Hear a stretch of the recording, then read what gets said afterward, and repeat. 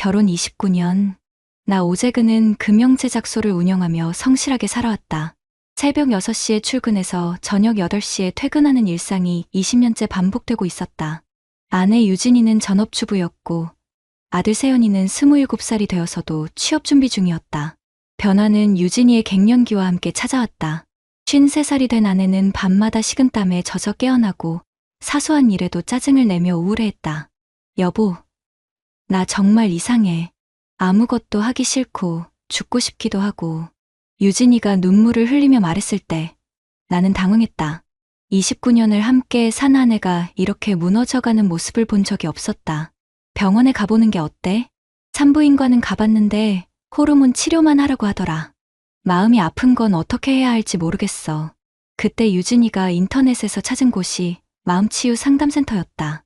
갱년기 전문 상담을 한다는 김태진 상담사의 프로필을 보여줬다. 이 선생님이 갱년기 우울증 전문이래. 후기도 좋고 49살 남자 상담사, 갱년기 여성 상담에 15년 경력이라고 되어 있었다. 월 상담비가 120만 원이라는 게 부담스러웠지만 아내의 건강을 위해서라면 감수할 수 있었다. 그럼 한번 받아봐. 나도 갱년기가 뭔지 잘 모르겠고. 첫 상담을 받고 온 유진이는 달랐다. 한 달 넘게 우울해하던 사람이 갑자기 밝아진 것이다. 어땠어? 생각보다 좋았어. 김태진 선생님이 내 얘기를 정말 잘 들어주시더라고. 갱년기가 얼마나 힘든 시기인지 이해해 주시고. 그날 밤, 유진이는 오랜만에 밝은 표정으로 저녁을 준비했다. 세연이도 엄마 기분 좋아 보인다며 웃었다. 상담은 매주 화요일 오후 2시로 정해졌다. 유진이는 상담받는 날이면 늘 기분이 좋아 보였다. 김태진 선생님이 정말 대단한 분이야. 나보다 4살이나 어린데 어떻게 여자 마음을 그렇게 잘 알까? 한 달쯤 지나자 유진이의 패턴이 바뀌기 시작했다. 상담이 끝나도 바로 집에 오지 않고 2에 3시간 후에 들어오는 날이 늘었다. 늦었네? 아, 상담 끝나고 선생님이 근처 카페에서 차 한잔 하자고 하셔서 센터 밖에서 편하게 얘기하니까 더 좋더라고. 그때부터였을까.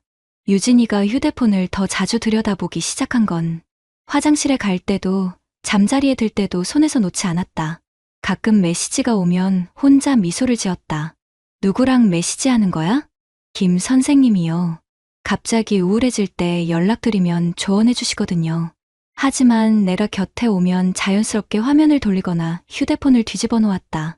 그런 모습이 어색했지만 상담 덕분에 밝아진 아내를 보며 안도하는 마음이 더 컸다. 아빠, 엄마 요즘 이상하지 않아? 어느 날 저녁 세연이가 조심스럽게 물었다. 어떻게? 상담 받으러 간다고 나가는데 화장을 진하게 하고 가요.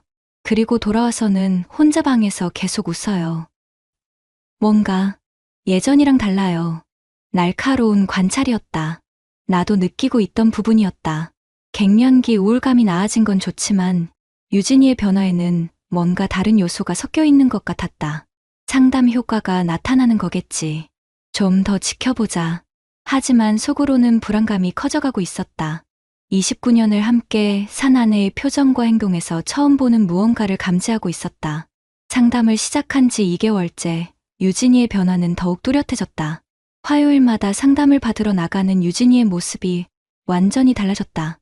예전엔 아무렇게나 입고 나갔는데 이젠 옷을 여러 벌 갈아입어보고 향수까지 뿌렸다. 갱년기 상담 받으러 가는데 왜 그렇게 꾸미고 가? 사람들이 다 단정하게 오는데 나만 대충 갈 수는 없잖아. 하지만 상담센터는 1대1 개별 상담이었다. 다른 사람들을 만날 이유가 없었다. 더 이상한 건 상담 시간이었다. 원래 1시간이었는데 점점 길어져서 3에 4시간씩 나가 있었다. 상담이 그렇게 오래 걸려? 김 선생님이 제대로 해주시려면 시간이 필요하다고 하세요. 갱년기는 단순한 문제가 아니라서. 그럴듯한 설명이었다. 하지만 뭔가 석연치 않았다. 결정적인 순간은 지난주 목요일 밤이었다. 유진이가 화장실에 간 사이 휴대폰이 울렸는데 순간적으로 화면을 확인했다. 유진 씨, 오늘도 행복했어요. 다음에 더 좋은 곳으로 가요. 김태진이 보낸 메시지였다. 상담사가 내담자에게 행복했다는 말을 하는 게 정상일까? 하트 이모티콘까지 붙여서 여보, 메시지 왔어. 아, 네. 고마워요. 유진이가 급하게 휴대폰을 가져갔다. 그리고 메시지를 확인한 후 미소를 지었다. 그날 밤 나는 한잠도 자지 못했다. 29년 결혼 생활이 흔들리고 있는 건 아닐까? 다음날 회사에서 대학 동기인 변호사 민호에게 전화했다. 민호야, 상담 좀 받고 싶은 게 있어. 무슨 일이야? 처가 갱년기 상담을 받는데 상담사와 너무 친해진 것 같아서. 한참의 침묵 후 민호가 말했다. 어떤 식으로 친해졌는데? 메시지를 자주 주고받고 상담 시간도 계속 늘어나고. 그리고 오늘 행복했어요. 이런 메시지를 받거든. 그건 일반적인 상담 관계가 아니야. 상담사 윤리강령에도 내담자와의 이중관계는 금지되어 있어. 이중관계? 상담 관계를 넘어선 개인적 관계 말이야.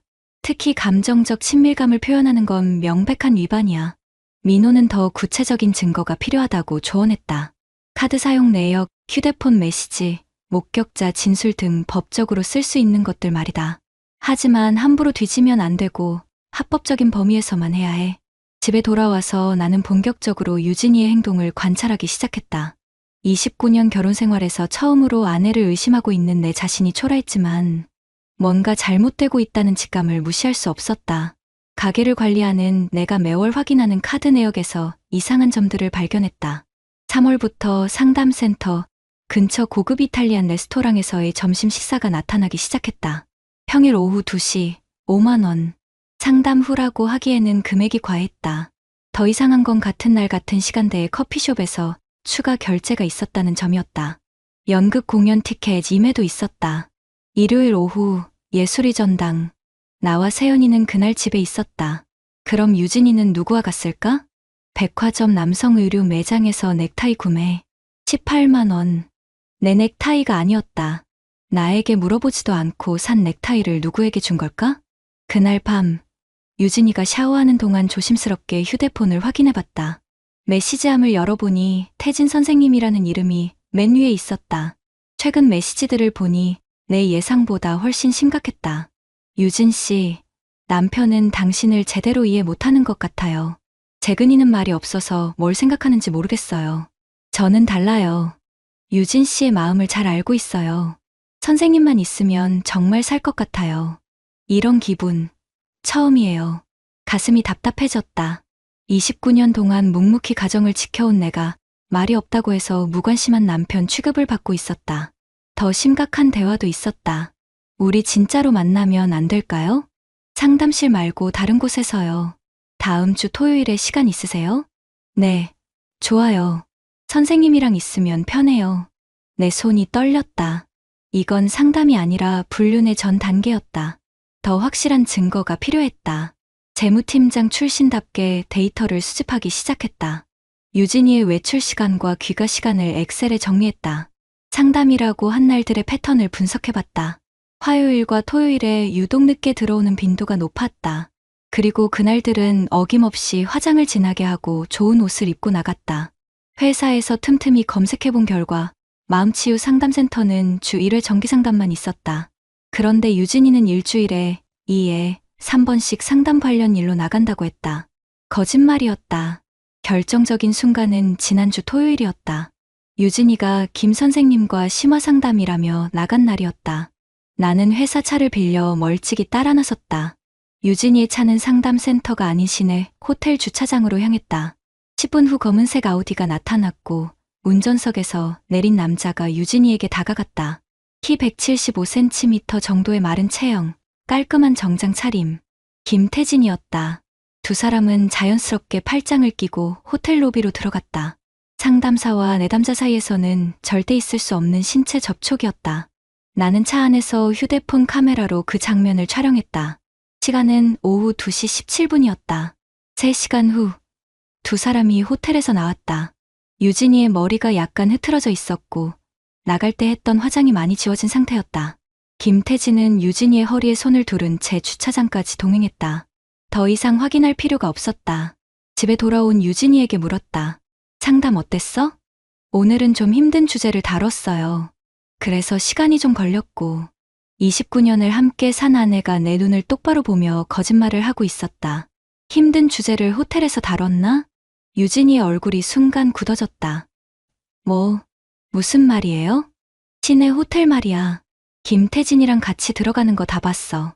유진이는 잠시 말을 잃었다가 급하게 변명을 늘어놓기 시작했다. 그건 상담 장소를 바꾼 거예요. 센터가 너무 딱딱해서 편안한 곳에서 호텔에서 상담을 받는다고? 그것도 3시간이나? 당신이 뭘 알아요?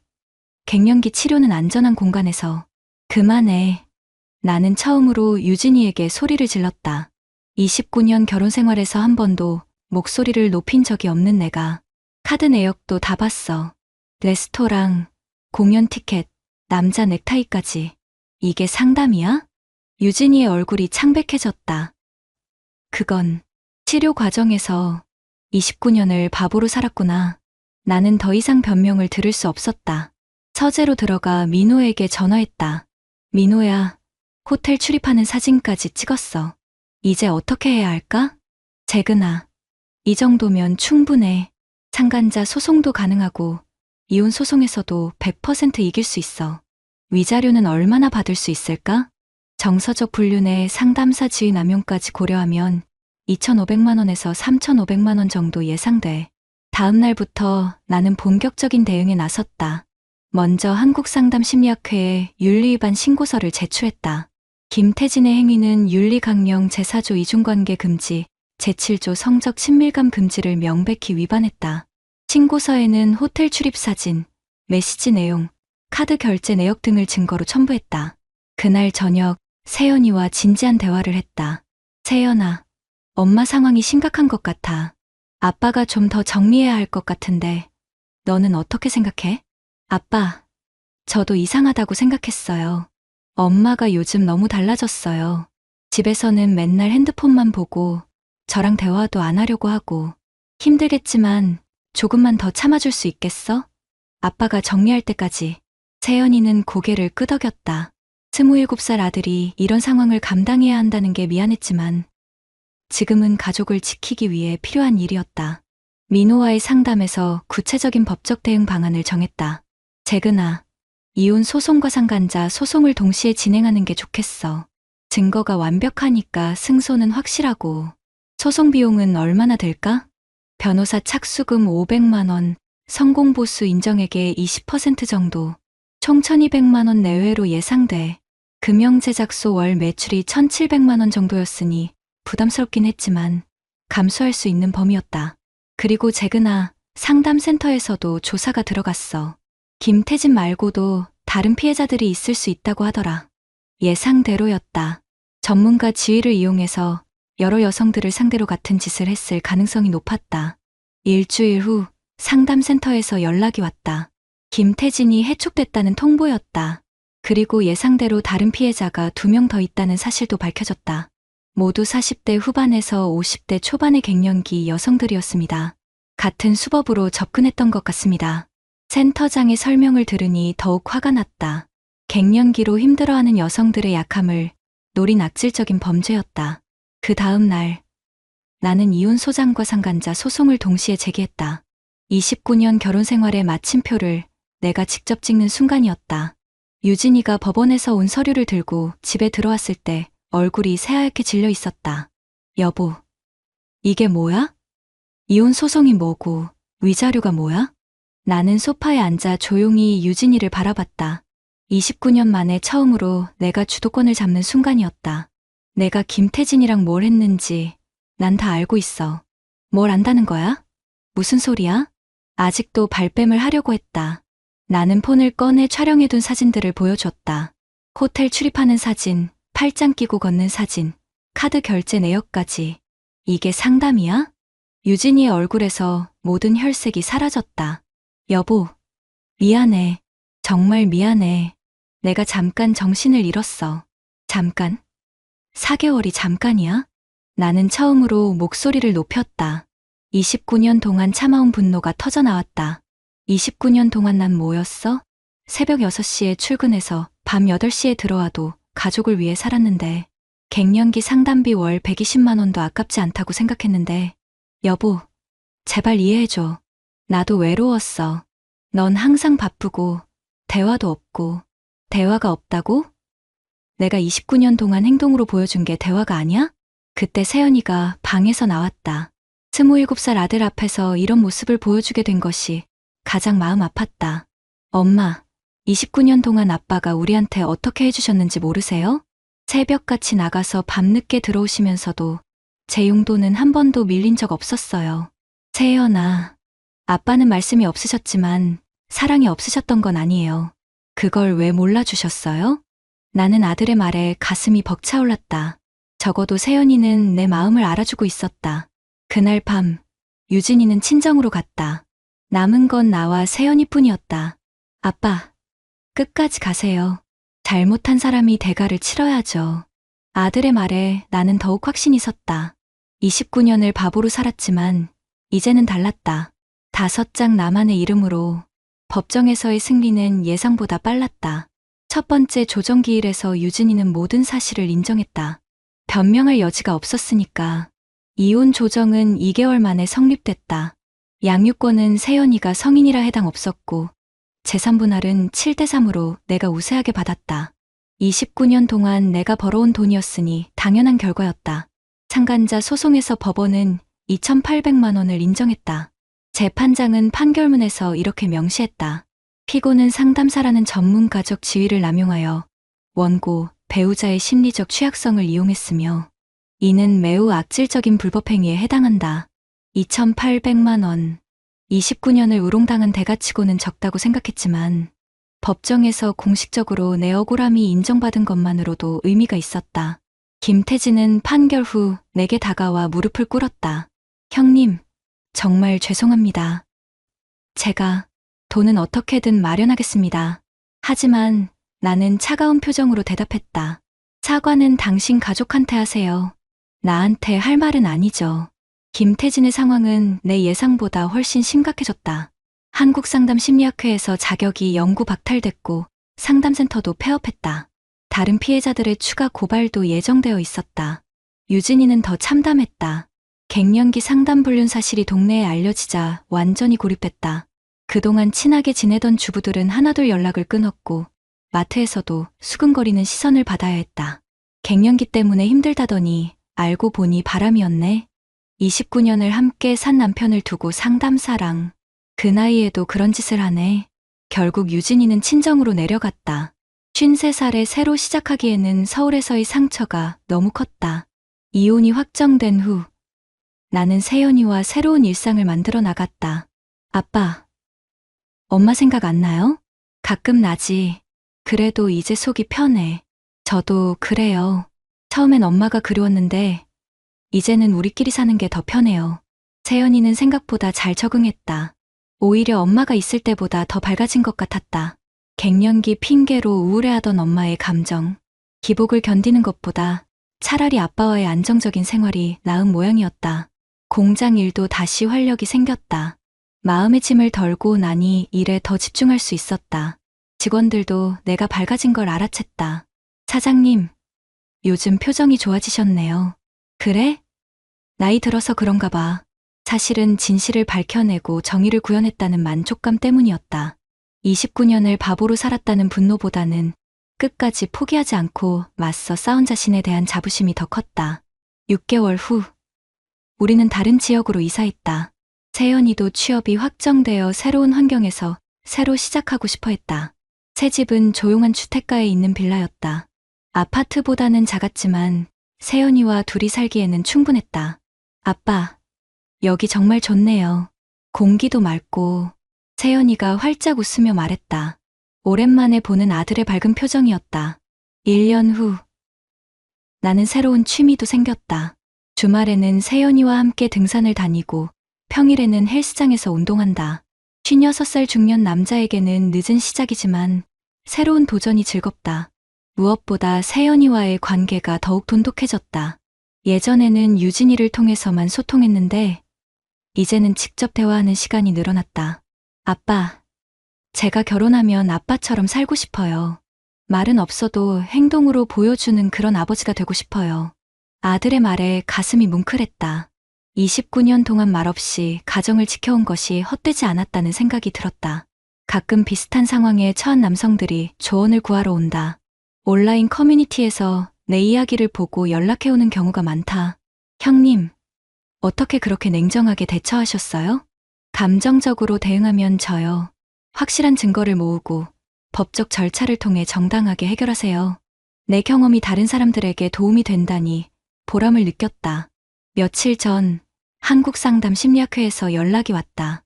김태진 같은 사례를 방지하기 위한 윤리교육 강화에 내 사례를 참고하고 싶다는 것이었다.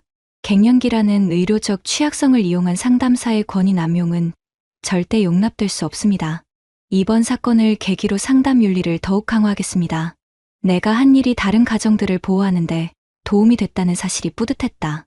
29년 결혼 생활은 끝났지만 아들과의 진짜 인생은 이제 시작이었다. 그것만으로도 충분했다. 갱년기는 핑계였고 외로움도 핑계였다. 진짜 문제는 29년을 함께 산 남편에 대한 기본적인 존중이 없었다는 것이다. 이제 나는 안다. 말이 없다고 사랑이 없는 게 아니라는 것을, 그리고 때로는 당당하게 맞서 싸우는 것이 진짜 용기라는 것을. 구독자님들, 오늘 사연 댓글로 공유해 다른 분들과 함께 의견 나눠보세요. 저도 읽어보며 소통하겠습니다.